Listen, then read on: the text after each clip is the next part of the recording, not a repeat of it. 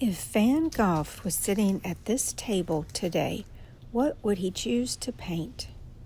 This week, I am doing a still life that I thought you could follow along with and do with me. I am borrowing the colors from Van Gogh. More and more, I'm noticing that he really only uses two primary colors. For example, in this one, there's no red. I'm going to do my best to kind of stick to that idea. And another one right here, those colors. I really love that. So I've been working in my sketchbook. The theme is, if Van Gogh was here, what would he paint? So I started thinking, of course, obviously sunflowers, and make them expressive. Everyday food, so I've written down lemons, oranges, maybe for contrast, something bright, bread, coffee instead of his absence, maybe potato soup or potatoes and onions, because the feeling of that is humble and honest and a subject that Vincent loved. He did the potato eaters, and they have weight and history. Earthy, quiet, old boots, but that's kind of cliche, so I'm thinking no. Same with the chair. A cloth though, because I could put movement in with that. Coffee pot, coffee cup, letter or a notebook.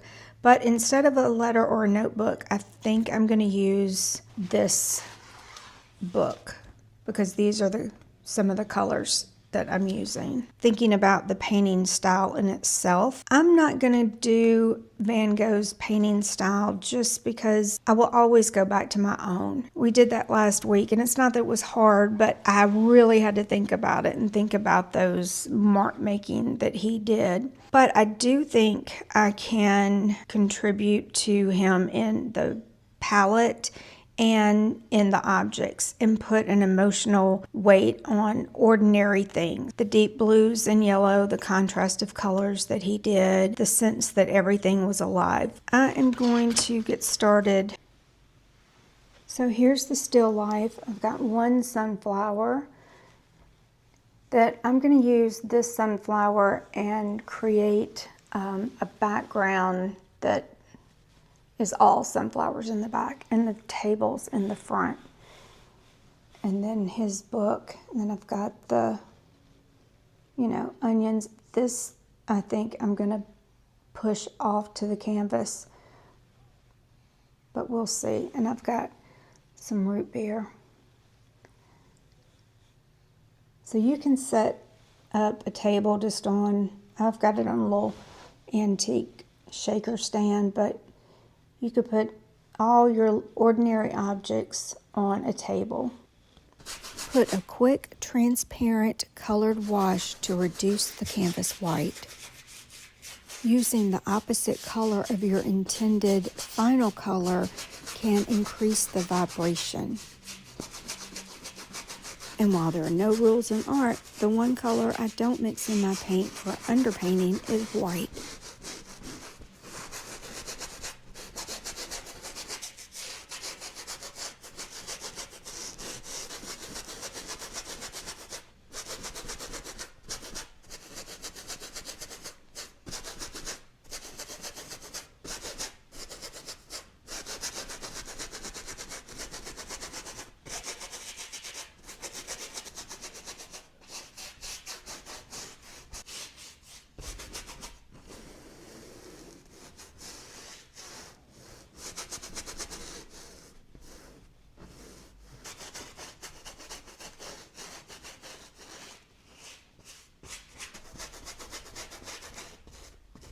Let this dry, but just put a base coat down. Doesn't matter. Just knocking out the white canvas. And I went with the blue because I'm going to be doing the sunflowers. I'm doing the blue, and then maybe it'll stand out better.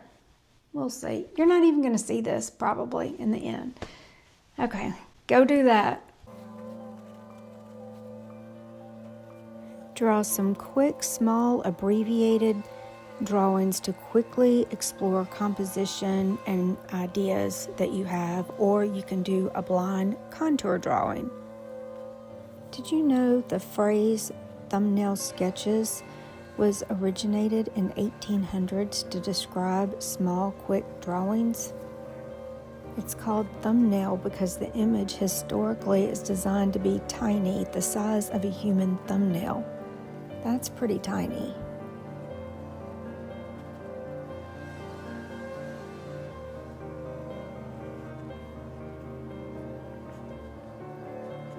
Here are some thumbnail drawings. This extra step really can save you when you start going on the canvas, because if I had started this on the canvas, then I would have to redo this whole thing. So do use some thumbnails and while your background is drying, and see what composition works best for you.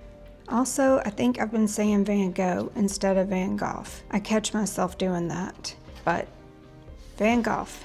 I'm just putting in the flowers. I have my flower. I'm just overlapping. I'm not thinking about it. I'm just putting in just the flowers. I'm going from a small brush to a large brush to a medium brush, just varying my marks, not being realistic, and filling in where I want to. And we can go back, carve out where we need.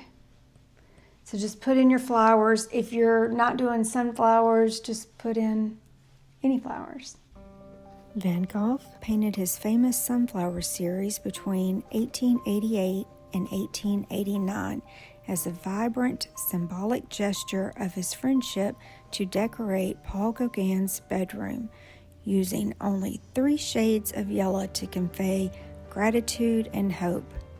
Tragically, the yellow pigments have faded to a brownish green over time, hiding its original intense color.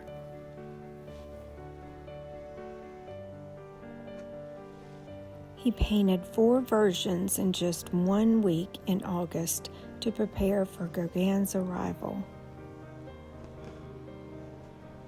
During Gauguin's brief stay at the Yellow House, Gauguin painted Vincent at work in a canvas titled The Painter of Sunflowers.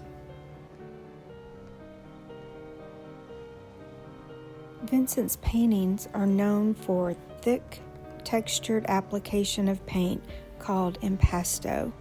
He intended to create a dozen panels to decorate the Yellow House, though he only completed 5.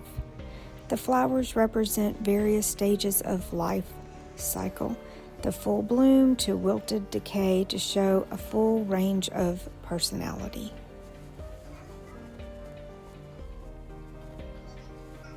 Vincent was highly protective of his subject matter.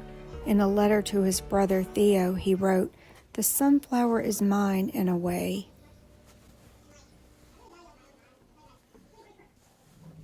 He often included flowers in all stages, from fresh buds to those that had gone to seed, to represent the nature of the life cycle.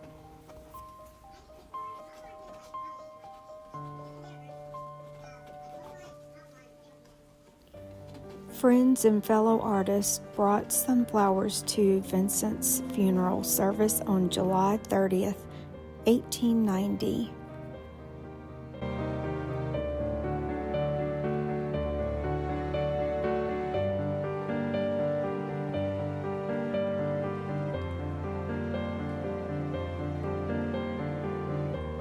The flowers served as a final tribute to the man who had become the painter of the sunflowers.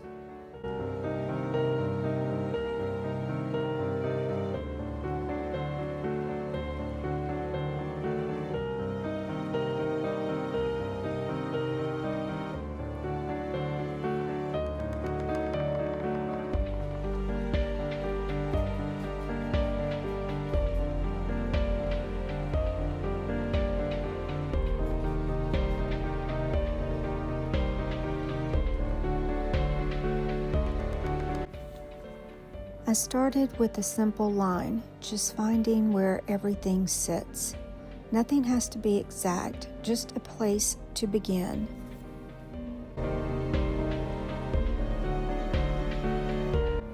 I'm thinking about shapes now, light and shadow, not details.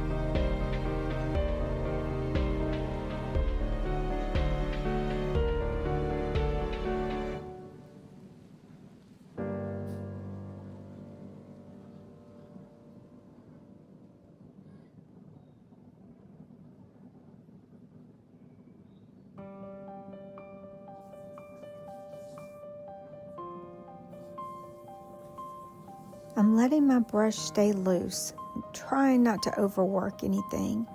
Some edges are soft, some edges disappear, and some marks can stay.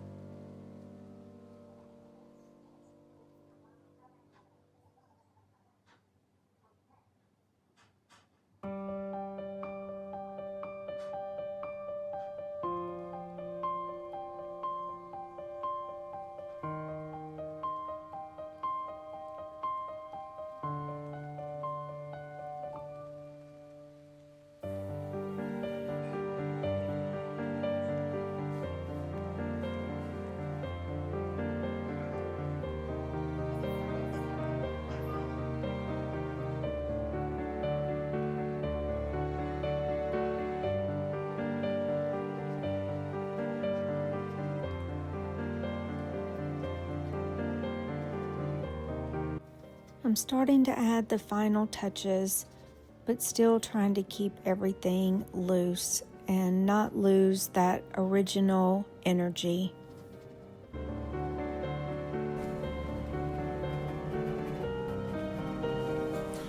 One thing that I said that really is true and not true is the under layer is not going to show, or I was going to cover it up. That is not necessarily true. I'm going through and blocking in some areas, but the underneath is still shining through. So just a little correction in that regard. So also one other thing that I do is, like up here, I've done this blue, but now when I go back to put more paint on my brush, I dipped it a touch in the orange just to create a different color, because I don't want that same color everywhere, if that makes sense. You might, and that would be fine. I promise it'll work. But that's 2 cents worth.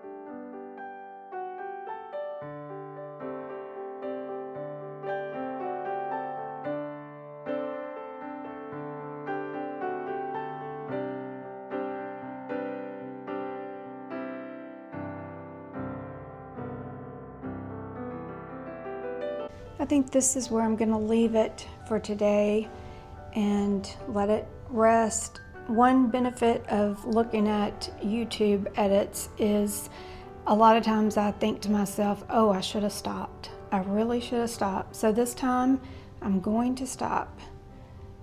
But you can see that you still can see some of the layers. I didn't block in completely.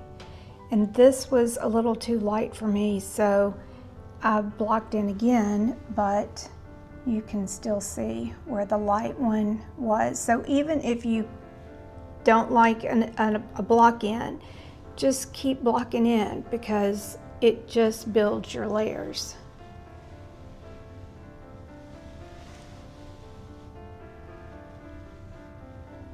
I hope this sparked ideas for you and gave you encouragement to go paint. I hope you have a great rest of your day. My little trusty friend down there, always with me.